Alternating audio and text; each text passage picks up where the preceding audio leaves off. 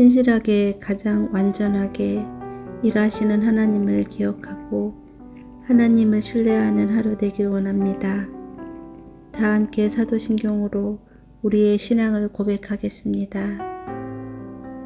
전능하사 천지를 만드신 하나님 아버지를 내가 믿사오며 그의 외아들 우리 주 예수 그리스도를 믿사오니 이는 성령으로 잉태하사 동정녀 마리아에게 나시고 본디오 빌라드에게 고난을 받으사 십자가에 못 박혀 죽으시고 장사한 지 사흘 만에 죽은 자 가운데서 다시 살아나시며 하늘에 오르사 전능하신 하나님 우편에 앉아 계시다가 저리로서 산자와 죽은 자를 심판하러 오시리라. 성령을 믿사오며 거룩한 공예와 성도가 서로 교통하는 것과 죄를 사하여 주시는 것과 몸이 다시 사는 것과 영원히 사는 것을 믿사옵나이다.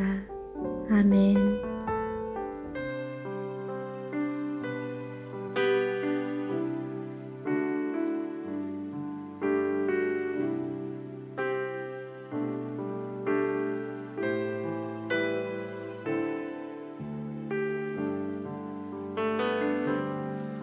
세상의 유혹 시험이 내게 몰려올 때에 나의 힘으론 그것들 모두 이길 수 없네. 거대한 폭풍 가운데 위축된 나의 영혼 어찌할 바를 몰라 헤매이고 있을 때 주를 찬양 손을 들고 찬양 전쟁은 나에게 속한 것 아니니 주를 찬양 손을 들고 찬양 전쟁은 하나님께 속한 것이니 거짓과 속임수로 가득 찬 세상에서 어디로 갈지 몰라 머뭇거리고 있네. 공중의 권세 잡은 자 지금도 우리들을 실패와 절망으로 넘어뜨리려 하네. 주를 찬양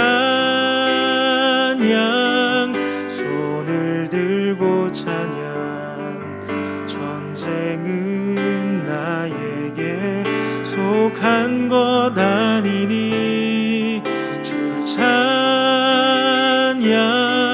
손을 들고 찬양 전쟁은 하나님께 속한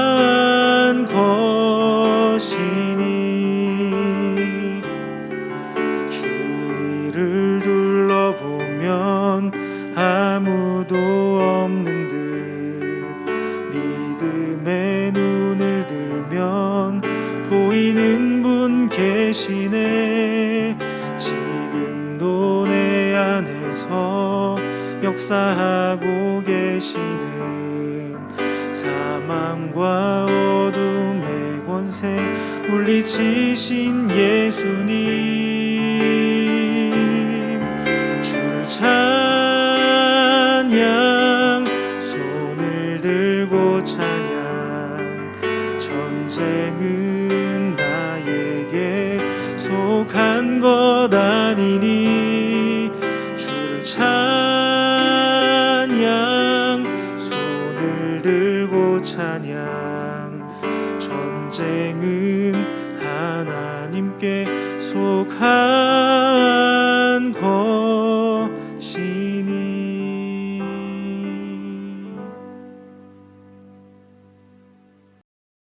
오늘 우리가 함께 나눌 말씀은 고린도전서 11장 17절부터 22절입니다. 내가 해명하는 이 일에 너희를 칭찬하지 아니하나니 이는 너희의 모임이 유익되지 못하고 도리어 해로움이라. 먼저 너희가 교회에 모일 때에 너희 중에 분쟁이 있다 함을 듣고 어느 정도 믿거니와 너희 중에 파당이 있어야 너희 중에 옳다 인정함을 받은 자들이 나타나게 되리라. 그런즉 너희가 함께 모여서 주의 만찬을 먹을 수 없으니 이는 먹을 때에 각각 자기의 만찬을 먼저 갖다 먹으므로 어떤 사람은 시장하고 어떤 사람은 취함이라. 너희가 먹고 마실 집이 없느냐? 너희가 하나님의 교회를 업신여기고 빈궁한 자들을 부끄럽게 하느냐? 내가 너희에게 무슨 말을 하랴? 너희를 칭찬하랴? 이것으로 칭찬하지 않노라. 아멘. 반갑습니다. 오늘 고린도전서 11장 17절부터 22절까지를 중심으로 제자도라는 주제의 말씀을 함께 나누겠습니다. 바울은 오늘 본문에서 고린도 교회 성도들에게 성만찬, 성찬식에 대한 설명을 하는데 이 부분에 대해서는 작정하고 훈계를 합니다. 한마디로 하면 성찬식이 성도들에게 유익한 것이 되어야 하는데 고린도 교회는 전혀 유익하지 않은 방식으로 성찬식을 거행하더라는 겁니다. 17절입니다. 내가 명하는 이 일에 너희를 칭찬하지 아니하나니 이는 너희의 모임이 유익이 되지 못하고 도리어 해로움이라. 고린도 교회 성도들이 성찬을 가볍게 여기고 가볍게 행동했기 때문입니다. 그리고 그렇게 가벼워진 이유의 근본에는 파벌을 만들어서 분쟁을 일으킨 그 마음들이 있었던 거죠.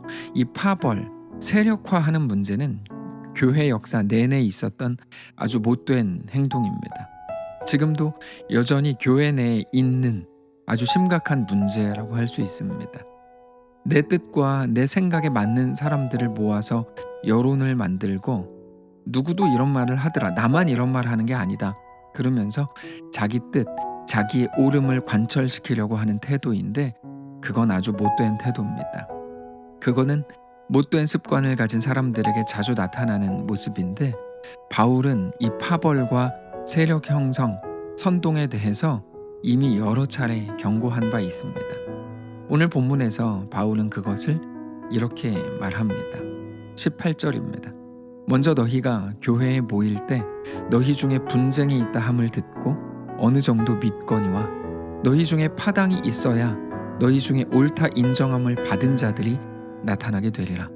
성경은 먼저 다름을 인정한다는 거죠. 모두가 똑같다면 어떻게 하나님께 인정받는 사람들이 생길 수 있겠는가 하는 겁니다.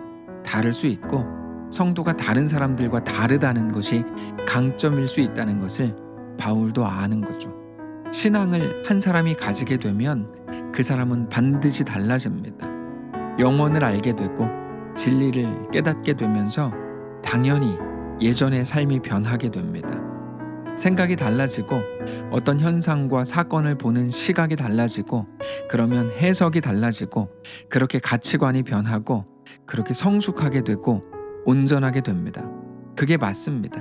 그런데 달라진 그 생각에 또다시 옛 습관이 들어와서 내가 옳다, 저 사람의 잘못된 거를 내가 고쳐놓겠다 이런 식으로 생각을 하기 시작하고 그러면서 다른 사람들을 불러서 나에게 이런 일이 있는데 저 사람이 잘못한 거 아니냐 이런 식으로 말하게 되면 그게 파당이 되는 겁니다. 그런데 고린도 교회 성도들에게 그런 모습이 많이 있더라는 거죠. 그러다 보니까 자연스럽게 자기와 친한 사람은 더 잘 챙기게 되고 자기와 생각이 다른 사람들은 소외시키는 일들이 교회 안에서 일어나더라는 겁니다. 끼리끼리 문화라는 게 어떻게 보면 당연할 수 있지만 사실 공동체의 하나됨을 깨뜨리는 너무나 위험한 일인데 근데 고린도 교회 안에 그런 일들이 있었다는 거죠. 그게 성찬식에도 선명하게 드러나게 돼서 성찬식이 하나님께서 말씀하시고 제정하신 성찬식이 아니라 완전히 변질되는 모습들이 그들에게 나타나더라는 겁니다. 20절입니다. 그런즉 너희가 함께 모여서 주의 만찬을 먹을 수 없으니 이는 먹을 때 각각 자기의 만찬을 먼저 갖다 먹으므로 어떤 사람은 시장하고 어떤 사람은 취함이라. 우리는 성찬식을 할 때 성찬 예식으로서 특별하게 행합니다. 어떻게 행하죠? 작은 빵 조각과 아주 약간의 포도주 한 모금씩을 나누어 먹습니다. 사실 나누어 먹지만 그 자리에서 나누는 것도 아니고 미리 나누어 놓은 것을 하나씩 먹습니다. 그것으로 배를 채우려고 하는 사람은 한 사람도 없습니다. 그런데 초대교회의 성찬식은 우리가 지금 하는 형태와는 조금 다릅니다. 우리가 하는 성찬에 애찬이라는 의미를 더해서 함께 식사까지도 하는 개념으로 이루어졌습니다. 그래서 성찬 예식이라고 할 때 먼저 모여서 같이 식사하고 나서 성찬 예식을 그 이후에 행합니다. 빵을 미리 나누어서 같은 시간에 모여서 한 번에 어떤 행사로서 하는 게 아니고 함께 식사의 개념으로 먼저 떡을 나누어 먹고 포도주를 나누어 먹고 이런 식으로 이제 진행을 하는 겁니다. 그런데 초대교회 성도들은 신분이 모두가 달랐기 때문에 누구는 자유인으로 시간이 많아서 미리 와서 앉아 있을 수 있지만 어떤 사람들은 노예였기 때문에 일을 다 마친 후에야 늦게 참석을 할 수 있었습니다. 그러면 먼저 온 사람들이 나중에 오는 사람들을 배려해서 남겨두어야 되는데 그렇게 하지 않고 자기들이 그냥 다 먹더라는 거죠. 자기들이 싸온 음식까지 다 먹고 그러면서 이미 포도주에 취해서 막 얼굴이 벌개지고 이 일을 마치고 부랴부랴 나중에 온 사람들은 먹을 것이 없어서 배가 고파지는 그런 일들이 자꾸 일어나게 되더라는 겁니다. 그러다 보니까 식사 후에 행해야 되는 성찬 예식조차 행하지 못하게 되는 일들이 생기더라는 거죠. 그래서 바울은 너희가 하는 일은 더 이상 성찬이 아니다 라고 단언하더라는 거예요. 22절입니다. 너희가 먹고 마실 집이 없느냐? 너희가 하나님의 교회를 업신여기고 빈궁한 자들을 부끄럽게 하느냐? 내가 너희에게 무슨 말을 하랴? 너희를 칭찬하랴? 이것으로 칭찬하지 않노라. 그래서 성찬이 무엇인지에 대해서 오늘 본문 이후에 쭉 설명하는 것으로 이제 이어집니다. 자, 오늘 우리는 우리의 모습을 꼭 돌아볼 수 있어야 합니다. 사람이 자기 생각과 잘 맞는 사람들과 화합하고 더 친밀하게 지내는 것은 어쩌면 너무나 당연한 일입니다. 많은 교회들에서 동호회를 조직해서 끼리끼리 만들어 놓는 것 충분히 이해가 되는 일들입니다. 그런데 사실 교회라는 것은 그것을 넘어서야 합니다. 그래서 끼리끼리만 모아놓는 것은 사실 어떻게 보면 지혜로운 태도는 아닙니다. 구역 편성을 할 때도 끼리끼리만 계속 모아놓는 것은 절대로 잘한다고 할 수 없는 일일 겁니다. 교회는 자기 생각, 자기 상황, 자기 형편, 자기 욕심, 자기 원함만을 주장하는 곳이 되어서는 절대로 안 되기 때문입니다. 그래서 올해의 경우에는 우리가 젊은이들과 그리고 기존의 장년 성도들까지 많이 섞었습니다. 많은 모험이 필요한 일들이지만 그러나 그게 성경적으로 일정 부분 옳기 때문입니다. 불편함을 피하겠다? 나는 불편함을 감당하지 않겠다? 그거는 사실 엄밀히 말해서 나는 더 이상 성도이기를 원하지 않는다라는 말과 같은 말입니다. 굉장히 위험한 태도입니다. 우리가 잘 아는 것처럼 그리스도인이 된다는 거, 구원을 얻는다는 거는 단지 천국에 가는 어떤 티켓을 얻는 행위가 아니고 우리 주님께서 걸으셨던 길을 걷는 겁니다. 그게 구원입니다. 그런데 그 길은 자기를 부인하고 자기 십자가를 지고 걸어야 되는 길입니다. 그래서 좁은 길이라고 부르고 그것을 우리는 제자의 길, 제자도라고 부릅니다. 자기 입맛에 맞는 사람들과만 교제하려고 하는 태도를 버려야 되는 이유가 바로 거기에 있습니다. 그래서 내가 뭐를 잘못했는데요?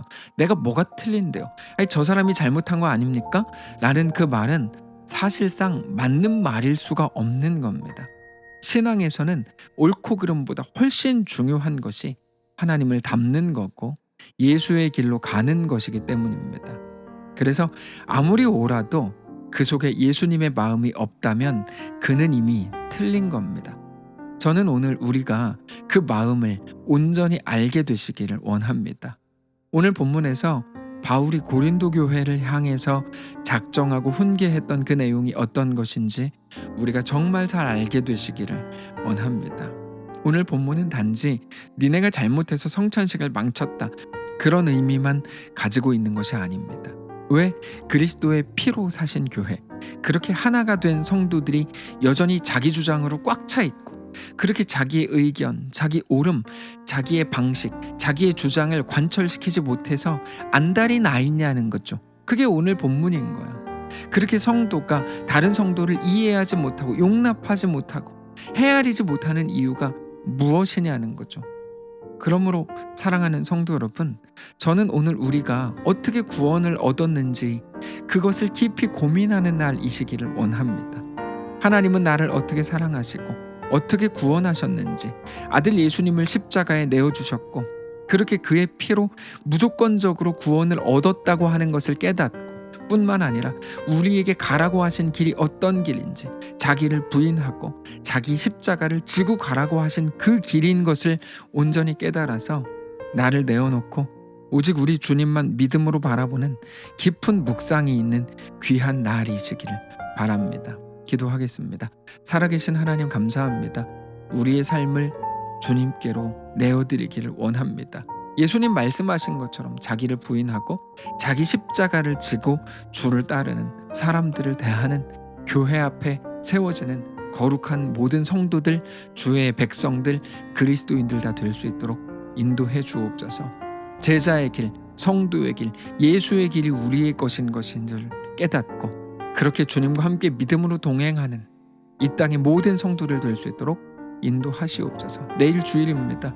거룩한 주일 함께 모여 하나님을 기쁘게 경배하고 주님만을 뜨겁게 찬양하고 하나님의 말씀 앞에 엎드리는 귀한 날 되게 하옵소서.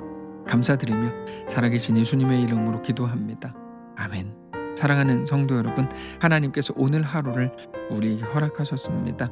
믿음으로 주께 나아가시기를 바라고, 주님과 함께 어떤 상황 속에서도 제자의 길로, 성도의 길로, 예수의 길로 걷는 거룩한 주의 모든 성도들 되시기를 축복합니다.